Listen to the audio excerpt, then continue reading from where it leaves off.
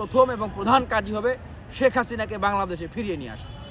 আমি এই ঢাকা বিশ্ববিদ্যালয়ের টিএসসিতে দাঁড়িয়ে চ্যালেঞ্জ করে বলতেছি, প্রধান উপদেষ্টা যে কথাটা বললেন যে আওয়ামী লীগ আগামী নির্বাচনে আসবে কিনা এই সিদ্ধান্ত নাকি আওয়ামী লীগের, এই সিদ্ধান্ত উনার না, এবং বললেন এটা নির্বাচন কমিশন দেখবে। নির্বাচন কমিশন কি দেখবে সেটা তো আমরা দেখলামই। নির্বাচন কমিশন বলতেছে যে এই শর্ত পালন করলে আওয়ামী লীগ আবার ক্ষমতায় আসতে পারবে, নির্বাচনে আসতে পারবে। আওয়ামী লীগের ব্যানারকে ব্যবহার করে, আওয়ামী লীগের দলকে ব্যবহার করে যারা নির্বাচন করবেন, ইলেকশন করবেন, তাদের লক্ষ্য কি, উদ্দেশ্য কি, মিশন কি, ভিশন কি? আমি এই ঢাকা বিশ্ববিদ্যালয়ের টিএসসিতে দাঁড়িয়ে চ্যালেঞ্জ করে বলতেছি, ইচ অ্যান্ড এভরি ওয়ান যারাই আওয়ামী লীগের ব্যানারে ইলেকশনে আসতে চান বা আসতেছেন বা আসবেন, তাদের প্রথম এবং প্রধান কাজই হবে শেখ হাসিনাকে বাংলাদেশে ফিরিয়ে নিয়ে আসা। প্রথম এবং প্রধান কাজ। তাহলে এই শেখ হাসিনাকে বাংলাদেশে ফিরিয়ে আনা, পলিটিক্যালি তাকে এস্টাবলিশ করা, এই কাজে যারা সহযোগিতা করতেছে আমরা তাদেরকে কি বলতে পারি? তাদেরকে আমরা এখন কি বলবো? তাদেরকে তো অবশ্যই আমরা মুনাফেক বলবো, গাদ্দার বলবো, বেঈমান বলবো। শহীদের রক্তের সাথে বেঈমানি করতেছে, মুনাফেকি করতেছে, গাদ্দারি করতেছে। আওয়ামী লীগ ফিরে আসার সিদ্ধান্ত আওয়ামী লীগ নেবে মানে কিছু? আওয়ামী লীগ মানেই তো দিল্লি, আওয়ামী লীগ মানেই তো আপনার হচ্ছে বিজেপি সরকার। তাহলে এই সিদ্ধান্ত দিল্লির হাতে ছেড়ে দেয় আমাদের মাননীয় প্রধান উপদেষ্টা। তার মানে কি উনি রাষ্ট্র পরিচালনা করতে গিয়ে এই পর্যায়ে দিল্লির সাথে ক্ষমতার ভাগাভাগি নিয়ে কি একটা নেগোসিয়েশনে চলে আসলেন? আমরা তো তাই দেখতেছি।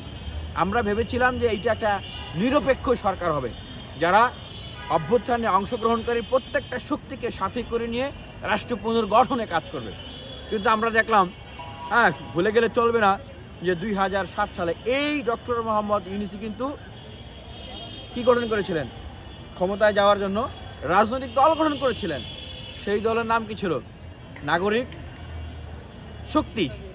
তো উনার ভিতরে যে ক্ষমতার কোনো মোহ নাই, ওনার ভিতরে যে দীর্ঘমেয়াদে রাষ্ট্র ক্ষমতায় থাকার কোনো অভিলাষ নাই, এটা আপনি কিভাবে বুঝবেন?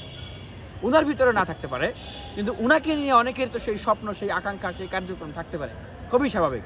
তা না থাকলে উনি কিভাবে এই ইন্টারিম গভর্নমেন্টের প্রধান উপদেষ্টা হলেন?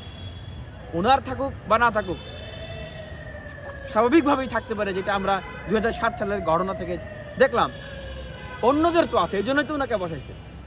উনি হয়তো দীর্ঘমেয়াদে ক্ষমতায় থাকতে চান না, আবার ক্ষমতায় আসতে চান না, কিন্তু ব্যক্তিগত জায়গা থেকে। কিন্তু অন্যদের ইন্টারেস্টের জায়গা থেকে যেভাবে উনি ক্ষমতায় আসেন, অন্যদের ইন্টারেস্টের জায়গা থেকে তো উনি দীর্ঘমেয়াদে ক্ষমতায় থাকতে চাইতেই পারেন। মানুষ এখন তো আমরা ওনাকে তো নিরপেক্ষভাবে সেখানে আর বিবেচনা করতে পারি না, সেটাই বলতেছি।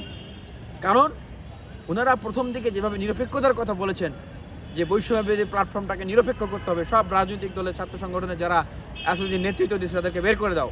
সংস্কার কমিশনে যে ছাত্রদেরকে নেওয়া হয়েছে, বলা হয়েছে সংস্কার কমিশনকে নিরপেক্ষ রাখতে হবে, সুতরাং এখানে কোনো রাজনৈতিক দলের কাউকে রাখা যাবে না।